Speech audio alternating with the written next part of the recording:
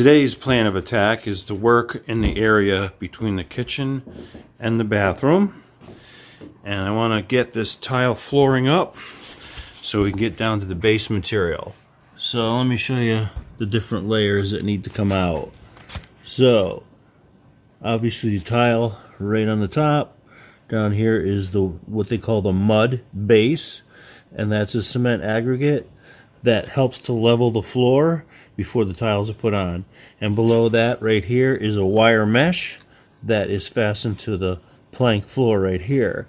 So the way that system works is the subfloor is put down and there's a lot of irregularities in it, and there's also some gaps. So the mesh serves to bond the aggregate mud base to the floor. They level it off, and then on top of that they put the tiling. So those three layers have to come off, and that will reveal the wooden plank base. Here's an area that's already been cleared of those materials, and you see it reveals the plank flooring, and you can see it's quite irregular. There's a lot of gaps, and there's a lot of thickness that you have to make up in order to get the toilet flange level with the floor. So that looks like a good 3-4 inches.